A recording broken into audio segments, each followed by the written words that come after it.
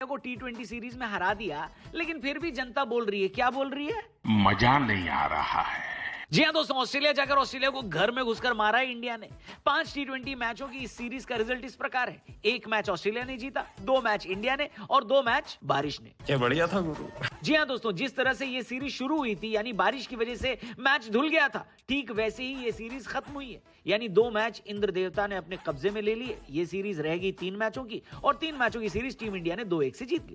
कल वाले मैच में भारत एक बार फिर टॉस हार गया था और एक बार फिर पहले बैटिंग करने उतरा था, लेकिन ब्रिस्बेन में भयंकर तूफान आया हुआ था। पहले खिलाड़ियों को ग्राउंड से इसलिए बाहर ले जाया गया क्योंकि बिजली बहुत चमक रही थी। स्कोर कार्ड पर यही लिखा हुआ आ रहा था कि जो लोग मैच भी देखने आए हैं वो भी कहीं शेल्टर ले लें, खुले में न बैठें।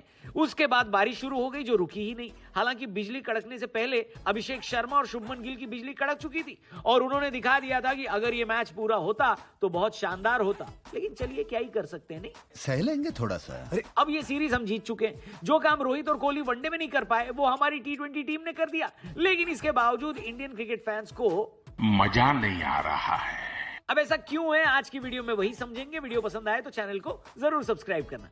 सबसे पहले भैया, रीजन नंबर 1, ऑस्ट्रेलिया ने इस सीरीज को हल्के में ही लिया है। क्या बात कर रहे हैं? जी हाँ, आपको शायद ये बात सुनकर अजीब लगे, लेकिन ऑस्ट्रेलिया T20 सीरीज को लेकर सीरियस ही नहीं थी। आपने नोटिस किया होगा कि सीरीज में शुरू में ट्रेविस हेड खेले, उसके बाद वो गायब हो गए। इसी तरह जोश हेजलवुड, वो गेंदबाज जिन्होंने भारत को सबसे ज्यादा परेशान किया, वो भी सीरीज में 1 मैच खेलने के बाद दिखाई नहीं दिए। कई लोगों को समझ में नहीं आया कि आखिर ऐसा क्यों है। मैं समझाता हूं। असल में ऑस्ट्रेलिया वाले अपने होम सीजन में इस बार इंग्लैंड को होस्ट कर रहे हैं और खेलने जा रहे हैं ऑस्ट्रेलिया इंग्लैंड के बीच सबसे कॉम्पिटिटिव एशेज ट्रॉफी। ऑस्ट्रेलिया और इंग्लैंड के लिए एशेज किसी वर्ल्ड कप से कम नहीं है। जोश हेजलवुड और हेड एशेज की तैयारी करने के लिए ही इस सीरीज से चले गए थे, क्योंकि उनके लिए इस T20 सीरीज से ज्यादा जरूरी एशेज है और वो पूरी तरह उधर ही फोकस करना चाह रहे थे।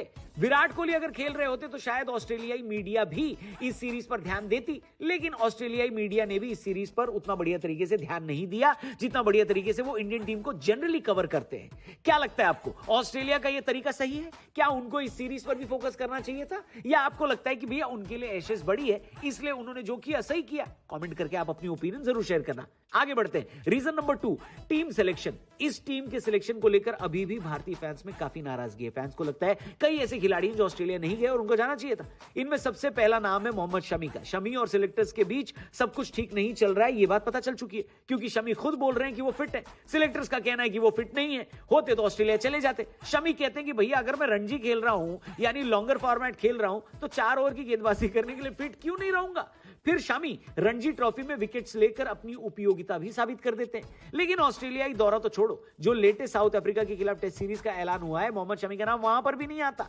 शमी अकेले नहीं जिनको इग्नोर किया जा रहा है। यशस्वी जायसवाल के T20 क्रिकेट न खेलने पर भी फैंस सवाल उठा रहे हैं। चलिए अब बताते हैं रीजन नंबर 3, जिसकी वजह से लोगों को इस T20 सीरीज जो कि इंडिया ऑस्ट्रेलिया की हुई उसमें मजा नहीं आया। रीजन नंबर 3, पता नहीं क्यों शुभमन गिल के खिलाफ बड़ी नेगेटिव हवा बनी हुई है दोस्तों।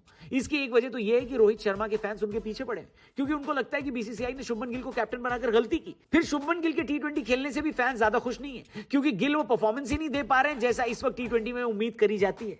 आप देखो ना, संजू इतना बढ़िया परफॉर्मेंस दे रहे थे, लेकिन बीसीसीआई ने संजू की जगह गिल को दे दी और संजू को लोअर ऑर्डर में शिफ्ट कर दिया, जहां पर संजू परफॉर्म नहीं कर पाए और अब टीम से बाहर हो गए। लोगों को अब अभिषेक शर्मा जैसा खिलाड़ी चाहिए T20 में, जो फियरलेस क्रिकेट खेले। लेकिन चौथे T20 मैच में 39 गेंद में 46 बनाकर शुभमन गिल ने और ज्यादा क्रिटिसिज्म अपनी ओर खींची है।